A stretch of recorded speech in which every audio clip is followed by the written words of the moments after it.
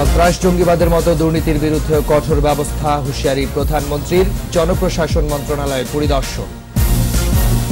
সরকারকে সার্বিক সহযোগিতার আশ্বাস বিদেশি কূটনীতিকদের। পররাষ্ট্রমন্ত্রীর সঙ্গে সৌজন্য সাক্ষাৎ। নিরপেক্ষ নির্বাচনের দাবিতে ৬ ফেব্রুয়ারি জাতীয় সংলাপ করবে ঐক্যফ্রন্ট। প্রধানমন্ত্রীর নামে ভুয়া ফেসবুক আইডি খুলে প্রতারণা, গ্রেপ্তার ৫। আস্থা ভোটে উতরে গেলেন থেরেসা মে। ব্রেক্সিট ইস্যুতে একসঙ্গে কাজ করার আহ্বান।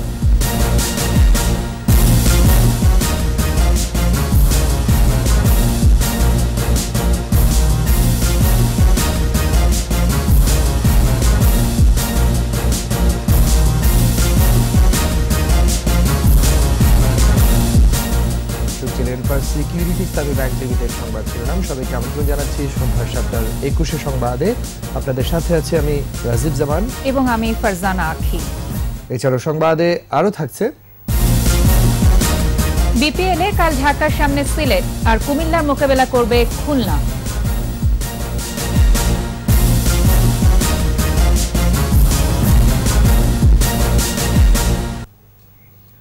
দুর্নীতির বিরুদ্ধে আবারও সরকারের কঠোর অবস্থানের কথা জানালেন প্রধানমন্ত্রী শেখ হাসিনা। টানা তৃতীয় মেয়াদে সরকার গঠনের পর জনপ্রশাসন মন্ত্রণালয় পরিদর্শন করে প্রধানমন্ত্রী বলেন, সন্ত্রাস জঙ্গিবাদের মতো দুর্নীতির বিরুদ্ধে জিরো টলারেন্স নীতি অব্যাহত থাকবে। দুর্নীতিমুক্ত প্রশাসন গড়তে সব ব্যবস্থাই নেওয়া হবে বলেও জানান তিনি। প্রধানমন্ত্রী বলেন, নির্বাচনে বিএনপি জামাত আগুন সন্ত্রাসের ফল পেয়েছে। আকবর হোসেন সুমনের রিপোর্টে বিস্তারিত। টানা তৃতীয় মেয়াদে সরকার প্রধান হয়ে প্রথমবার সচিবালয়ে জনপ্রশাসন মন্ত্রণালয়ে অফিস করতে আসেন প্রধানমন্ত্রী শেখ হাসিনা। মন্ত্রী পরিষদের সদস্য, সচিব সহ মন্ত্রণালয়ের কর্মচারীদের সাথে শুভেচ্ছা বিনিময় করেন প্রধানমন্ত্রী। দুর্নীতির বিরুদ্ধে আমি জিরো টলারেন্স ঘোষণা দিয়েছি। কর্মদিবসের শুরুতে প্রজাতন্ত্রের কর্মচারীদের জনগণের কল্যাণে কাজ করার নির্দেশনা দেন সরকার প্রধান। সরকার এসেছে, এটা একটা যেমন সুযোগ দেশের মানুষের জন্য কাজ করার, আমি সেটাই মনে করি। যেখানে প্রধানমন্ত্রী হওয়াটা বড় কথা না, দেশের জন্য কতটুকু কাজ করতে পারবো। কারণ ইতিমধ্যে বাংলাদেশের আর্থসামাজিক উন্নয়নের ক্ষেত্রে, অবকাঠামোগত উন্নয়নে আমরা কিন্তু অনেকগুলি প্রকল্প এবং কাজ হাতে নিয়েছি, যেটা বাংলাদেশকে ভবিষ্যতের দিকে এগিয়ে নিয়ে যাবে। সেই কথাটাই আমাদেরকে মনে রাখতে হবে। সরকারি চাকুরি আইন বাস্তবায়নের আশ্বাস দিয়ে দুর্নীতির বিরুদ্ধে সরকারের কঠোর অবস্থানের কথা তুলে ধরেন প্রধানমন্ত্রী। আমাদের যে লক্ষ্য আমরা নিয়ে স্থির প্রচেষ্টা আমরা করতে পারবো, তার জন্য দরকার সুশাসন, তার জন্য দরকার দুর্নীতিমুক্ত প্রশাসন গড়ে তোলা।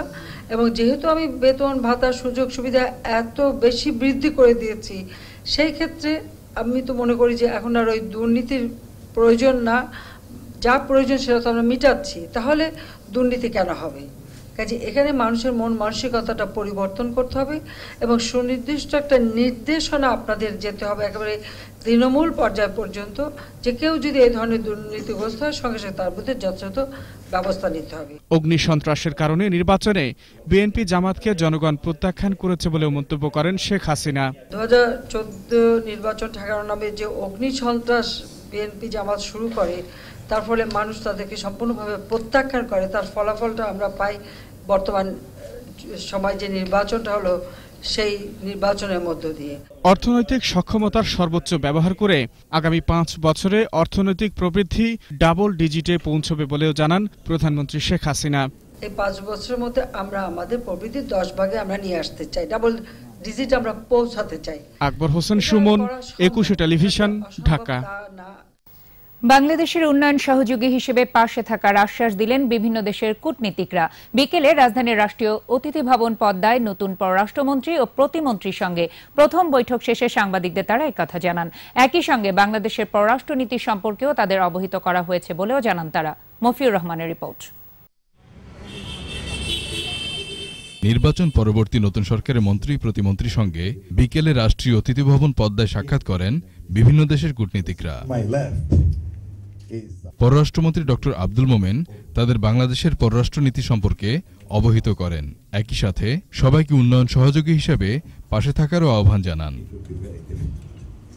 পরে নরওয়ে রাষ্ট্রদূত মিশেল ব্রেকেল সাংবাদিকদের সঙ্গে কথা বলেন। It was just a courtesy meeting, so it wasn't really any political dialogue or discussion, but he was emphasizing economic diplomacy, which I think we all think is very, very important. কূটনীতিকরা বাংলাদেশের সব রকম উন্নয়নে পাশে থাকার আশ্বাস দিয়েছেন বলে জানিয়েছেন ভ্যাটিকান সিটির রাষ্ট্রদূত জর্জ কুচেরি।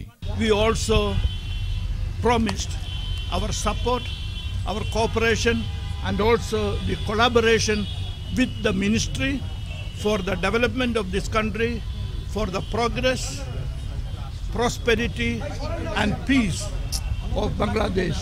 তবে নির্বাচন বিষয়ে কোনো কথা হয়নি বলে জানিয়েছেন তারা। মফিউর রহমান, 21 টেলিভিশন, ঢাকা।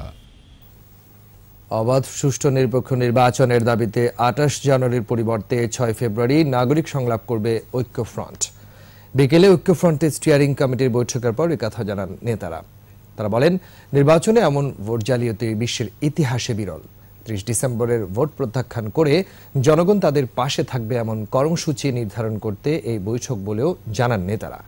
এর আগে চলতি মাসের 28 তারিখে বিভিন্ন শ্রেণী পেশা ও নাগরিক প্রতিনিধিদের নিয়ে জাতীয় সংলাপের সিদ্ধান্ত নেয় ঐক্যফ্রন্ট।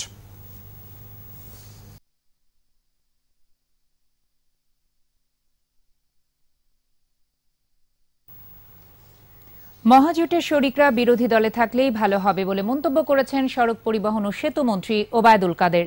সংসদ নির্বাচনে নিরঙ্কুশ জয়ের পর সোহরাওয়ার্দী উদ্যানে আওয়ামী লীগের বিজয় সমাবেশের প্রস্তুতি পরিদর্শন শেষে ওবায়দুল কাদের বলেন, শক্তিশালী বিরোধী দল থাকলে সংসদে গঠনমূলক আলোচনা হবে।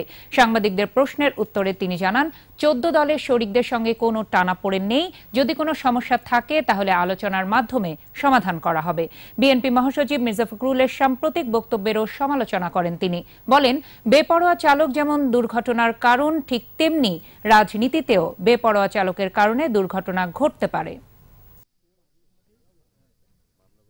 14 দলের সাথে আমাদের যে সম্পর্ক সেটা হলো রাজনৈতিক জোট।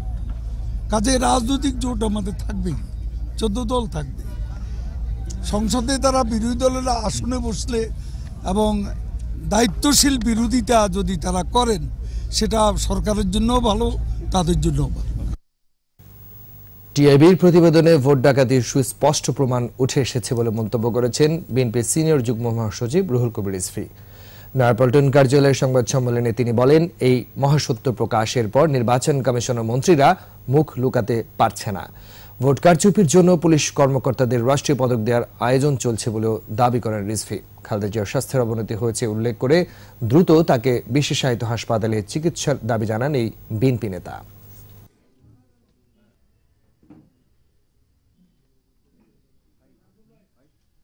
টিআইবি রিপোর্টে সরকার ও নির্বাচন কমিশনের আঁতে ঘা লেগেছে।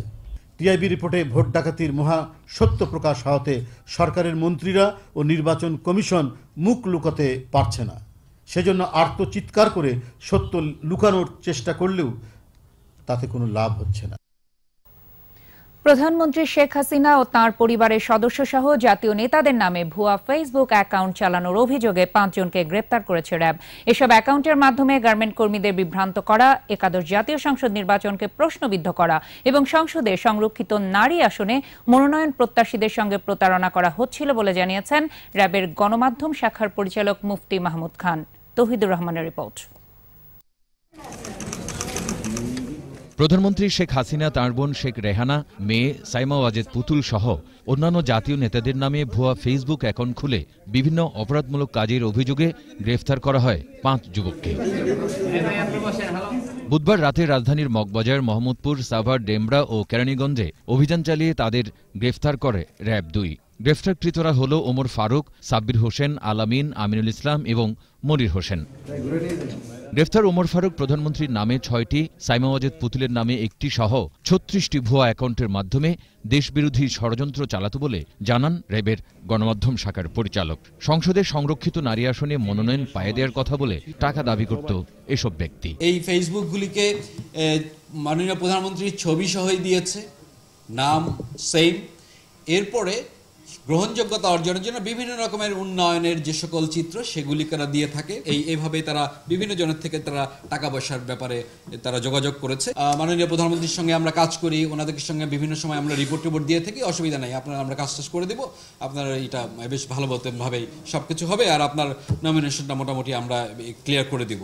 গ্রেফতার আলামিন প্রধানমন্ত্রী সহ অন্যান্য জাতীয় নেতাদের ছবি বিকৃতি, বিচার বিভাগ, সেনাবাহিনী ও পুলিশ বাহিনী সম্পর্কে অপপ্রচার চালাতো বলে জানান র্যাবের পরিচালক। আটক অন্য 3 আসামিও ভুয়া ফেসবুক পেজের মাধ্যমে দেশে অস্থিরতা তৈরির চেষ্টা করত বলে জানান তিনি। নির্বাচন পরবর্তী নির্বাচনকে প্রশ্নবিদ্ধ করার জন্য নিজেরাই বিভিন্ন জায়গায় বিভিন্ন রকমের ছবি তারা তুলেছে, এডিট করে বিভিন্ন জায়গায় পোস্টগুলি তারা ছড়াচ্ছে। গ্রেফতার 2 জনের বিরুদ্ধে ছাত্র শিবিরের রাজনীতির সাথে জড়িত থাকার প্রমাণ মিলেছে বলে জানান তিনি। বাকিগুলির আসলে রাজনৈতিক পরিচয় এখনো। তৌহিদুর রহমান, 21 টেলিভিশন, ঢাকা। একাদশ জাতীয় সংসদে সংরক্ষিত নারী আসনের জন্য প্রথম 3 দিনে আওয়ামী লীগের মনোনয়ন ফর্ম বিক্রি হয়েছে 1329টি। ফর্ম বিক্রির পাশাপাশি চলছে জমা নেয়ার কার্যক্রম। এবার ফর্ম কিনেছেন তৃতীয় লিঙ্গের প্রতিনিধিরাও। আর সমতলের ক্ষুদ্র নৃগোষ্ঠীর প্রতিনিধিত্ব আশা করছেন আদিবাসীরা। বিস্তারিত জানাচ্ছেন মিরাজ মিজু। জাতীয় সংসদে সংরক্ষিত 50টি আসনের মধ্যে 43 জন নারী সাংসদ নির্বাচন করতে আওয়ামী লীগের মনোনয়ন বিক্রির আজ তৃতীয় দিন, যার বিপরীতে গেল 2 দিনে মনোনয়ন ফর্ম বিক্রি হয়েছে 1057টি। ধানমন্ডিতে আওয়ামী লীগ সভাপতির রাজনৈতিক কার্যালয়ে 2টি বুথ থেকে মনোনয়ন ফর্ম সংগ্রহ ও জমা নেওয়ার কার্যক্রম চলছে। তৃতীয় দিনে ফর্ম বিক্রি হয়েছে 329টি। এবার মনোনয়ন ফর্ম সংগ্রহ করেছেন তৃতীয় লিঙ্গের প্রতিনিধিরাও। এ যাবৎকালের ইতিহাসে বাংলাদেশ সংসদে আমাদের এই হিজড়া জনগোষ্ঠীর পক্ষে কোনো প্রতিনিধি এখনো পর্যন্ত নির্বাচিত হয়নি বা ও পর্যায়ে যায়নি। একজন মুক্তিযোদ্ধার সন্তান হিসেবে এবং বঙ্গবন্ধুর আদর্শের সৈনিক হিসেবে আমি আমার সর্বাত্মক চেষ্টা করব এই অবহেলিত জনগোষ্ঠীর যোগ্য প্রতিনিধিত্ব করার। আর সমতলের ক্ষুদ্র নৃগোষ্ঠীর প্রতিনিধিত্ব চান আদিবাসীরা। সমতল এলাকা থেকে আদিবাসীদের মধ্য থেকে একজন সংরক্ষিত আসনে মহিলা আমাকে দেওয়া হলে আমি আমার আদিবাসীদের জন্য, সর্বস্তরে আদিবাসীদের জন্য কাজ করতে চাই। দলের মনোনয়ন নিশ্চিত হলে সামাজিক ও অর্থনৈতিক উন্নয়নকে আরও ত্বরান্বিত করার আশ্বাস দিচ্ছেন মনোনয়ন প্রত্যাশীরা। আমি নির্বাচিত হলে অবশ্যই শিশু নির্যাতনের জন্য আমার এলাকায় আমি কঠিন পদক্ষেপ নেব। আমার এলাকা একটি নেতৃত্ব শূন্য জায়গা, আমি সেখান থেকে চাই অর্থনৈতিক, সামাজিক সবকিছু মিলে আমার এলাকাকে এগিয়ে নিয়ে যেতে চাই। পিছিয়ে পড়া নারীদেরকে নিয়ে আমি এই কাজ করতে চাই। জনস্বার্থে জনসেবায় একটু অংশীদার হতে চাই। 18 জানুয়ারি যথারীতি মনোনয়ন ফর্ম সংগ্রহ ও জমা দেওয়া যাবে বলে আওয়ামী লীগের দপ্তর থেকে জানানো হয়েছে। মিরাজ মিজু, 21 টেলিভিশন, ঢাকা। আস্থা ভোটে উতরে গেলেন ব্রিটিশ প্রধানমন্ত্রী থেরেসা মে। ব্রেক্সিট ইস্যুতে যুক্তরাজ্যের পার্লামেন্টের নিম্নকক্ষ হাউস অব কমন্সে ব্যাপক ভরাডুবির পর মের প্রতি অনাস্থা প্রস্তাব আনে বিরোধী লেবার পার্টি। জয়ের পর ব্রেক্সিট ইস্যুতে এমপিদের একসঙ্গে কাজ করার আহ্বান জানান তিনি। বিস্তারিত জানাচ্ছেন আজহারুল ইসলাম। অল্পের জন্য রক্ষা পেল থেরেসা মের সরকার। আগের দিন ব্রেক্সিট চুক্তি নিয়ে ভোটাভুটিতে বিশাল ব্যবধানে হেরে যাবার পর অনাস্থা প্রস্তাব আনে লেবাররা। বুধবার ব্রিটিশ পার্লামেন্টে দীর্ঘ আলোচনার পর 325 জন পার্লামেন্ট সদস্য সমর্থন জানান থেরেসা মে সরকারের প্রতি। বিপক্ষে ভোট পড়ে 306, ভোটদানে বিরত থাকেন 10 জন। এদিকে ব্রেক্সিট প্রক্রিয়াকে এগিয়ে নিতে সবার একযোগে কাজ করার আহ্বান জানান প্রধানমন্ত্রী থেরেসা মে। বিরোধী লেবার পার্টির জন্য তার দরজা সব সময় খোলা রয়েছে বলেও মন্তব্য করেন তিনি। ব্রেক্সিট প্রশ্নে আরেকটি প্রস্তাব আগামী সোমবার সামনে আনার কথা বলেছেন প্রধানমন্ত্রী থেরেসা মে। তবে সেই প্রস্তাব কেমন হবে তা এখনো স্পষ্ট করে বলেননি তিনি। তবে চুক্তি ছাড়া ইউরোপীয় ইউনিয়ন ত্যাগের কোনো ঘটনা যেন না ঘটে এই নিশ্চয়তা চেয়েছেন বিরোধী নেতা করবিন। মঙ্গলবার প্রধানমন্ত্রী থেরেসা মের ব্রেক্সিট চুক্তি 230 ভোটের বড় ব্যবধানে নাকচ করে দেন হাউস অব কমন্সের সদস্যরা। পরাজয়ের পর সরকারের বিরুদ্ধে অনাস্থা প্রস্তাব উত্থাপন করেন বিরোধী লেবার পার্টির নেতা Jeremy Corbyn. Azharul Islam, 21 television. নিচ্ছি ইসলামী ব্যাংক বিরতি। যখন ফিরছি তখন অন্যান্য খবরের সঙ্গে আরো থাকবে। একাদশ জাতীয় সংসদে নির্বাচিতদের শপথের বৈধতা চ্যালেঞ্জের রিট খারিজ। রাজধানীতে ট্রাফিক পক্ষে তৃতীয় দিনও ফেরেনি শৃঙ্খলা, অনেকেই মানছে না সিগন্যাল।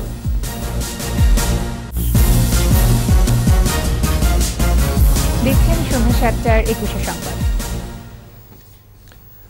দশম জাতীয় সংসদের মেয়াদ শেষের আগেই একাদশ সংসদের নির্বাচিত সাংসদদের শপথ নেয়ার বৈধতা চ্যালেঞ্জ করে রিট উত্থাপিত হয়নি মর্মে খারিজ করে দিয়েছে হাইকোর্ট। বিচারপতি মইনুল ইসলাম চৌধুরী ও বিচারপতি আশরাফুল কামালের বেঞ্চ বৃহস্পতিবার এই আদেশ দেন। শাকের আরজু রিপোর্ট। গত ৩০ ডিসেম্বর একাদশ জাতীয় সংসদ নির্বাচনের পর ৩ জানুয়ারি শপথ নেন বিজয়ী সংসদ সদস্যরা। ৭ জানুয়ারি নতুন সরকারও শপথ নেয়। ৮ জানুয়ারি নতুন এমপিদের শপথ বাতিল করে গ্যাজেট প্রকাশের দাবি জানিয়ে স্পিকার সহ কয়েকজনকে উকিল নোটিশ দেন সুপ্রিম কোর্টের আইনজীবী তাহিরুল ইসলাম তৌহিদ। জবাব না পাওয়ায় নতুন সাংসদদের শপথের বৈধতা চ্যালেঞ্জ করে ১৪ জানুয়ারি রিট আবেদন করেন তিনি। বৃহস্পতিবার আদেশের সময় রিটকারী পক্ষের আইনজীবী আদালতে বলেন তারা রিটটি উপস্থাপন করতে চান না। অ্যাটর্নি জেনারেল তাতে আপত্তি জানিয়ে রিটের উপর আদেশ চান আদালতের কাছে। পরে আদালত রিটটি উত্থাপিত হয়নি মর্মে খারিজ করে দেন। এই মামলা চলতেই পারে না, তার কারণ হলো যিনি দরখাস্তকারী তিনি সংসদ সদস্যও না, তিনি নির্বাচনে অংশগ্রহণ করেন নাই। আদালত এই মামলাটি না চালানোর জন্য এটাকে খারিজ করে দিয়েছেন। রিট আবেদনের ওই যুক্তি নাকচ করে অ্যাটর্নি জেনারেল মাহবুবে আলম বলেন ৩০ জানুয়ারির আগে একাদশ জাতীয় সংসদের কাজ শুরু হবে না, এজন্য তাদের শপথও অবৈধ নয়। যেহেতু পার্লামেন্ট বসার তারিখ ঠিক হয়েছে ৩০ তারিখে, শপথটা যেহেতু সামনে ওনারা যখন অফিসে যাবেন সেই সংক্রান্তে, সুতরাং এই শপথ নিয়ে ওনারা কোনো ভুল করেননি। আদালতের আদেশের পর রিটকারীর আইনজীবী সাংবাদিকদের বলেন তারা এই আবেদন নিয়ে হাইকোর্টের অন্য বেঞ্চে যাবেন। এটা প্রত্যাহার করে নিলাম, অ্যাজ ইফ এটা প্রেস করা হয়নি, উত্থাপন করা হয়নি, এবং আমরা আবার ফাইল করব, যে আবার মামলা রিট ফাইল করব যে এই পয়েন্টে, যেহেতু ওখানে এটা এখনো আনডিসপুটেড যে সংবিধান অনুযায়ী মেম্বার অফ পার্লামেন্টের শপথ নেয়নি। রিট আবেদনে আরও বলা হয় একাদশ জাতীয় সংসদে নির্বাচিত সংসদ সদস্যদের শপথ নেয়া কেবল বেআইনি হয়নি, বেআইনিভাবে তারা তাদের পদের মেয়াদও বাড়িয়ে নিয়েছেন। শাকের আরজু, ২১ টেলিভিশন, ঢাকা। রাজধানীর সড়কে শৃঙ্খলা ফেরাতে চতুর্থবারের মতো চলছে পক্ষকাল ব্যাপী ট্রাফিক শৃঙ্খলা কার্যক্রম। নিরাপদ সড়ক প্রতিষ্ঠায় সকলকে একসাথে কাজ করতে হবে বলে জানিয়েছেন ট্রাফিক পুলিশের কর্মকর্তারা। এদিকে অনেকেই অভিযোগ করেছেন মোটরসাইকেল আর বাসের বেপরোয়া চালকদের জন্য বেশিরভাগ দুর্ঘটনা ঘটে। সঞ্জিদা রশিদের রিপোর্ট। রাজধানীতে চলছে পক্ষকাল ব্যাপী ট্রাফিক শৃঙ্খলা কার্যক্রম। তৃতীয় দিন সকাল থেকে রাজধানীর বিভিন্ন পয়েন্টে বসে ট্রাফিক পুলিশের চেকপোস্ট। তবে সচেতনতামূলক কার্যক্রমের মধ্যেও অনেককে দেখা যায় ট্রাফিক সিগন্যাল না মেনে রাস্তা পার হতে। আমার তো অফিস ধরতে হবে, আমি জেব্রা ক্রসিং মানার মতো সময় পাচ্ছি না। আসলে তাড়াহুড়ো ছিল তো এই জন্য। কেউ কেউ অভিযোগ করেন মোটরসাইকেল ও বাসের বেপরোয়া চালকদের জন্য বেশিরভাগ দুর্ঘটনা ঘটছে। রাস্তাঘাটে এদিক ওদিক করে ঘুরে ট্রাফিক রুলস ভাঙতেছে। একটু আগে এই দিকে শেকর নামে একটা বাস গেল, তার তো এই দিকের রাস্তা আসার কথা না। বাসওয়ালাদেরকে সবসময় নিয়ন্ত্রণ রাখতে হবে, তারা ওভারটেক করে, প্রত্যেকটা বাস একসাথে ওভারটেক করে, এই কারণে অ্যাক্সিডেন্টটা বেশি হয়। জনগণকে সচেতন করতেই এই কার্যক্রম বলে জানান ট্রাফিক পুলিশের কর্মকর্তারা। গণসচেতনতা হিসাবে তাদেরকে ব্রিফ করছি, বোঝাচ্ছি যে দেখেন এটা তো নিজের জীবনই ঝুঁকিপূর্ণ। শুধু আমাদের ট্রাফিক পুলিশ একার পক্ষে এই ট্রাফিক জ্যাম এটা নিয়ন্ত্রণ করা সম্ভব না। এখানে চালক, মালিক, পথচারী যার যার অবস্থান থেকে দায়িত্ব পালন করতে হবে। এছাড়া ট্রাফিক ব্যবস্থা আধুনিকায়নে সরকারের বিভিন্ন উদ্যোগ নিয়েছে বলেও জানান কর্মকর্তারা। সঞ্জিদা রশিদ, ২১ টেলিভিশন, ঢাকা। মুন্সিগঞ্জের মেঘনা নদীতে ৩ দিনও উদ্ধার হয়নি মাটি বোঝাই ট্রলার, এখনও নিখোঁজ রয়েছে ২০ শ্রমিক। এদিকে আজও মেঘনা নদীতে বিআইডব্লিউটিএ, ফায়ার সার্ভিস, নৌ পুলিশ ও কোস্টগার্ড উদ্ধার তৎপরতা চালায়। তবে ডুবে যাওয়া ট্রলারের কোনো সন্ধান করতে পারেনি তারা। সন্ধান মেলেনি নিখোঁজ ২০ শ্রমিকেরও। গত মঙ্গলবার ভোরে ট্রলারডুবির ঘটনা ঘটে। সে সময় 14 শ্রমিক সাঁতরে তীরে উঠলেও নিখোঁজ হন 20 জন শ্রমিক। এদিকে নদীতে মরদেহ ট্রলারের খোঁজ পেলে তাৎক্ষণিকভাবে জানাতে মেঘনার আশপাশের সব নৌ পুলিশ ও ফাঁড়িগুলোতে বার্তা পাঠানো হয়েছে বলে জানান সদর সার্কেলের অতিরিক্ত পুলিশ সুপার। গার্মেন্টস শ্রমিক আন্দোলন সরকার সহজভাবে নিয়ন্ত্রণ করতে সক্ষম হয়েছে বলে মন্তব্য করেছেন সাবেক নৌ পরিবহন মন্ত্রী শাহজাহান খান। ডিআরইউতে গার্মেন্টস শিল্পের বিদ্যমান পরিস্থিতি ও করণীয় শীর্ষক সংবাদ সম্মেলনে একথা বলেন তিনি। গার্মেন্টস শ্রমিক অসন্তোষকে কেন্দ্র করে কুচক্রী মহল স্বার্থ উদ্ধারের চেষ্টা করছে বলেও মন্তব্য করেন শাহজাহান খান। যে কোনো বিভ্রান্তিকর পরিস্থিতি থেকে দূরে থাকতে শ্রমিকদের প্রতি আহ্বান জানান তিনি।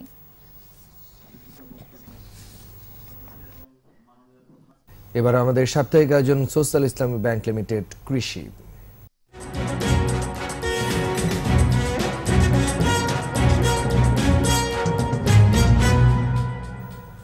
সাতক্ষীরায় জনপ্রিয় হয়ে উঠেছে মধু চাষ। রপ্তানি হচ্ছে দেশের বাইরে। অনেক বেকার যুবক এখন সরিষা খেতে মৌমাছি পালন ও মধু উৎপাদন করে স্বাবলম্বী হচ্ছেন।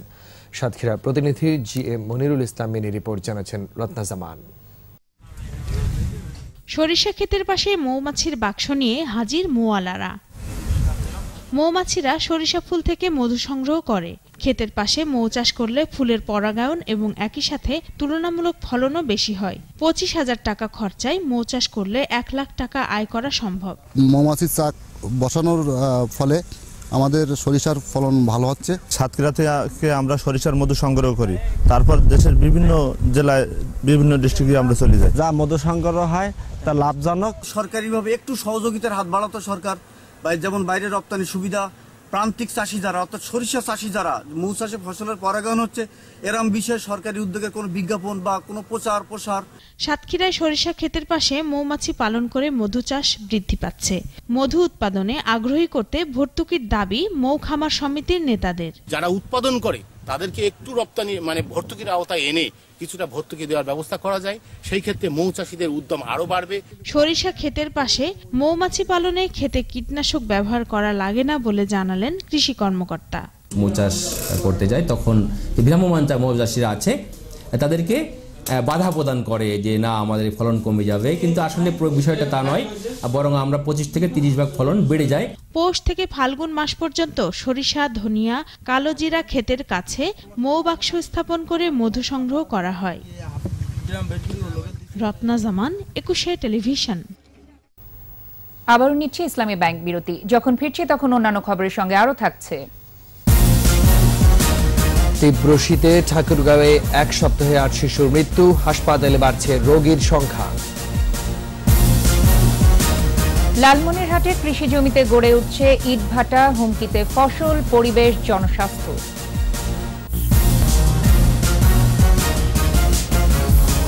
আবারও সন্ধ্যা 7টার 21 সংবাদ।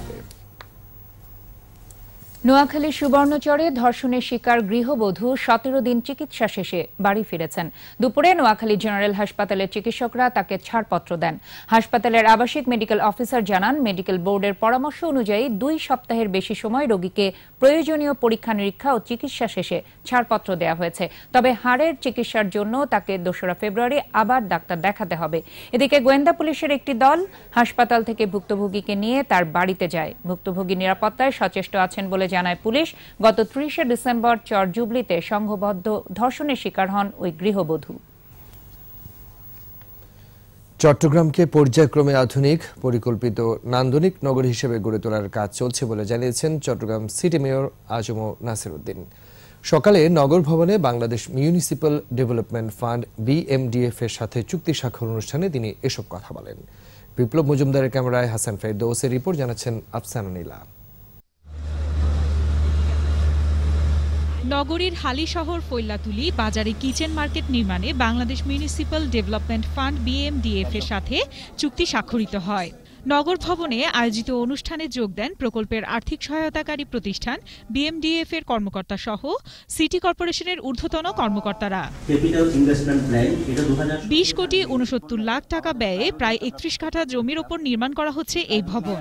এর মধ্যে 90% অর্থায়ন করবে বিশ্ব ব্যাংক এবং 10% চট্টগ্রাম সিটি কর্পোরেশন, যেখানে থাকবে পার্কিং, কিচেন বাজার, দোকান, super shop, health care center, swimming pool ও অফিস। আমরা আশা করছি মাননীয় মেয়রের নেতৃত্বে এবং বিএমডিএফ এর সহায়তায় আমরা এই 4টা প্রজেক্টই আমরা সাকসেসফুলি কমপ্লিট করতে পারবো ইনশাআল্লাহ। নির্ধারিত সময়ের মধ্যে প্রকল্পের কাজ শেষ করার আহ্বান জানান বিএমডিএফ এর ব্যবস্থাপনা পরিচালক। আমাদেরকে সময় মতো কাজ শেষ করতে হবে, যে গতিতে আমাদের দৌড়ানোর কথা ছিল তার থেকে আরো অধিকতর দ্রুত গতিতে দৌড়াতে হবে। চট্টগ্রামকে একটি আধুনিক পরিকল্পিত শহর হিসেবে গড়ে তুলতে কাজ করার অঙ্গীকার ব্যক্ত করেন চট্টগ্রামের মেয়র। এজন্য তিনি সবার সহযোগিতাও কামনা করেন। প্রকল্পগুলো সেভাবে গ্রহণ করছি, অপরিকল্পিতভাবে উচ্চাভিলাষী কোনো চিন্তাভাবনা থেকে কোনো প্রকল্প আমরা গ্রহণ করতে যাচ্ছি না। বিএমডিএফ এর অর্থায়নে ক্যাপিটাল ইনভেস্টমেন্ট প্ল্যানের আওতায় 43 কোটি টাকা ব্যয়ে দক্ষিণ আগ্রাবাদে মাল্টিপারপাস বহুতল বাণিজ্যিক কমপ্লেক্স, 19 কোটি 69 লাখ টাকা ব্যয়ে ফিরিঙ্গি বাজারে কিচেন মার্কেট এবং 55 কোটি 48 লাখ টাকায় বাকুলিয়া স্পোর্টস কমপ্লেক্স নির্মাণের কথা জানিয়েছে city corporation. Desk report, 21 television. জামালপুরে নিজ গ্রামের বাড়ি মেলান্দহে শায়িত হলেন প্রবীণ সাংবাদিক আমানুল্লাহ কবির। আজ সকাল 11টার দিকে মেলান্দহে রেখিরপাড়া সরকারি প্রাথমিক বিদ্যালয় মাঠ প্রাঙ্গণে তার জানাজা অনুষ্ঠিত হয়। জানাজায় রাজনৈতিক নেতাকর্মী, সাংবাদিক সহ সর্বস্তরের মানুষ অংশ নেয়। পরে ফুল দিয়ে শেষ শ্রদ্ধা জানান তারা। বিশিষ্ট এই সাংবাদিককে হারিয়ে এলাকায় নেমে আসে শোকের ছায়া। গেল মঙ্গলবার দিবাগত রাতে বঙ্গবন্ধু শেখ মুজিব মেডিকেল বিশ্ববিদ্যালয় হাসপাতালে চিকিৎসাধীন অবস্থায় শেষ নিঃশ্বাস ত্যাগ করেন তিনি। তীব্র শীতে উত্তরের জেলাগুলোতে জনজীবন বিপর্যস্ত হয়ে পড়েছে। গত 7 দিনে শীতজনিত রোগে ঠাকুরগাঁওয়ে 8 শিশুর মৃত্যু হয়েছে। হাসপাতালে বাড়ছে শীতজনিত রোগীর সংখ্যা। এছাড়া গাইবান্ধা ও সিরাজগঞ্জের তীব্র শীতে কষ্টে আছেন ছিন্নমূলের মানুষেরা। প্রতিনিধিদের সহায়তায় মুশফিকা নাজদিনের রিপোর্ট। ভোররাত থেকে কুয়াশার চাদরে ঢাকা ঠাকুরগাঁও, দিনেও চলছে গাড়ির হেডলাইট। দুপুরের পর সূর্যের দেখা মিললেও বিকেল থেকে আবারও জাঁকিয়ে বসছে শীত। রাত বাড়ার সাথে সাথে বাড়তে থাকে শীতের তীব্রতা, তাই আগুন জ্বালিয়ে শীত নিবারণের চেষ্টা। সকালবেলা আমাদের প্রাইভেট বা স্কুল যাইতে হয়, এত কুয়াশার মধ্যে রাস্তাঘাট কিছু দেখা যাচ্ছে না। আমার গ্রুপ আছে খালি নাড়া দিয়া, আমার কি দিবেন তোমার কম্বল টম্বল? এত ঠান্ডার মধ্যে আমরা কোনো কম্বল পাই না। গত 7 দিনে শীতজনিত কারণে নবজাতক সহ মারা গেছে 8 শিশু। হাসপাতালে বাড়ছে শীতজনিত রোগীর সংখ্যা। বাচ্চাদের ভর্তির হার ততই বাড়তেছে। আমরা আজকে আমাদের এখানে ভর্তিকৃত রোগী আছে 171টি।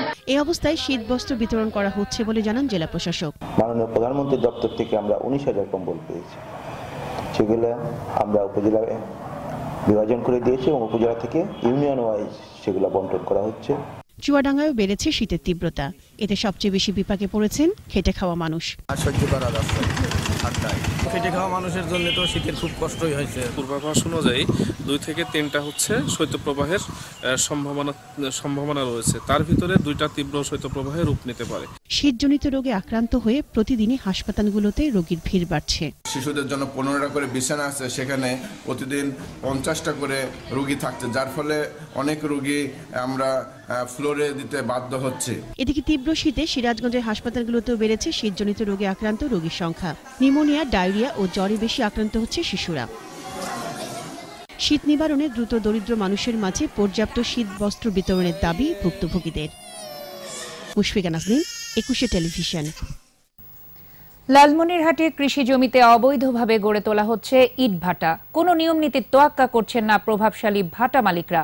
এতে আশপাশের জমির ফলনে বিরূপ প্রভাব পড়ছে, পাশাপাশি হুমকির মুখে পরিবেশ ও জনস্বাস্থ্য। লালমনিরহাট প্রতিনিধি গোকুল রায়ের রিপোর্ট জানাচ্ছেন সমর ইসলাম।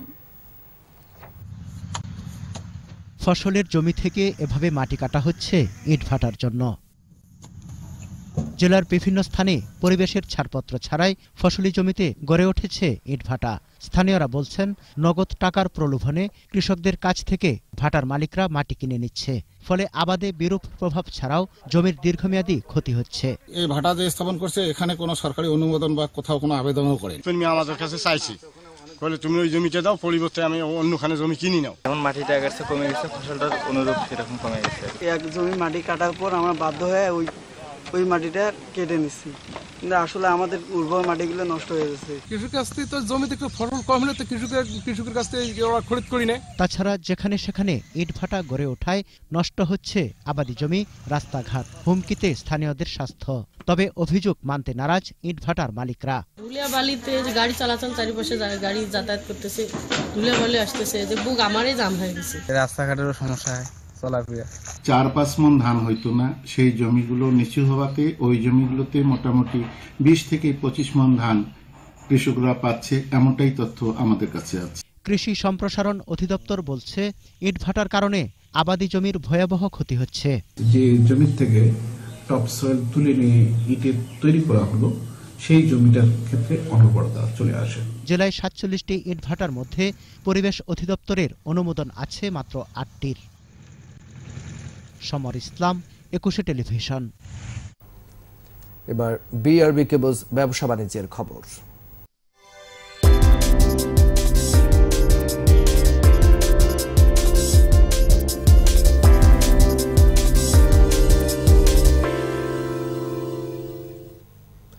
জমে উঠছে ঢাকা আন্তর্জাতিক বাণিজ্য মেলা। নবম দিনে ক্রেতাদের ভিড় ছিল চোখে পড়ার মতো। মেলায় বিদেশি পণ্যের পাশাপাশি দেশীয় হস্তশিল্প পণ্য নজর কাড়ছে ক্রেতাদের। বন্ধুবান্ধব, পরিবার পরিজন নিয়ে বাণিজ্য মেলায় এসেছেন অনেকেই।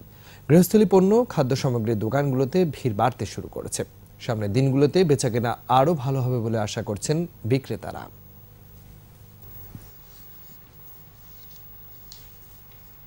শুরু হলো টেলিভিশন ভিত্তিক জাতীয় হিফজুল কুরআন প্রতিযোগিতা পিএইচপি কুরআনের আলো প্রতিভার সন্ধানে। দুপুরে জাতীয় প্রেস ক্লাবে অনুষ্ঠানটির শুভ উদ্বোধন করা হয়।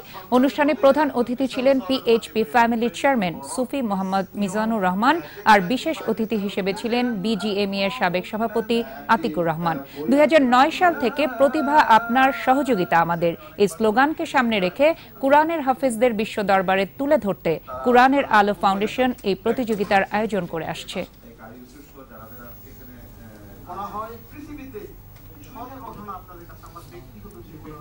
সাথে শেষ করছি সন্ধ্যা 7টার 21 সংবাদ। তবে যাবার আগে ফার্স্ট সিকিউরিটি ইসলামী ব্যাংক লিমিটেড সংবাদ শিরোনামগুলো জানাচ্ছি আরো একবার।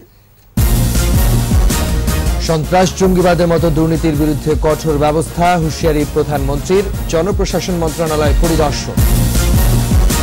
সরকারকে সার্বিক সহযোগিতার আশ্বাস বিদেশি কূটনীতিকদের। পররাষ্ট্রমন্ত্রীর সঙ্গে সৌজন্য সাক্ষাৎ।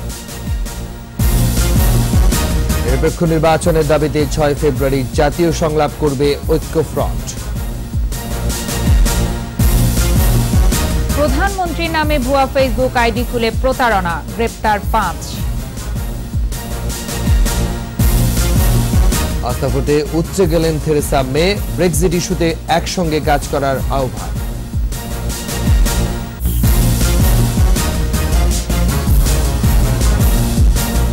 সর্বশেষ খবর জানতে ডায়াল করুন 202 নম্বর আর ভিজিট করুন 21-tv.com ওয়েবসাইটে। এছাড়া ফেসবুকে লগ ইন করতে পারেন facebook.com/2124 অনলাইনে। পরবর্তী সংবাদ রাত 9টায় দেখার আমন্ত্রণ রইল। ধন্যবাদ।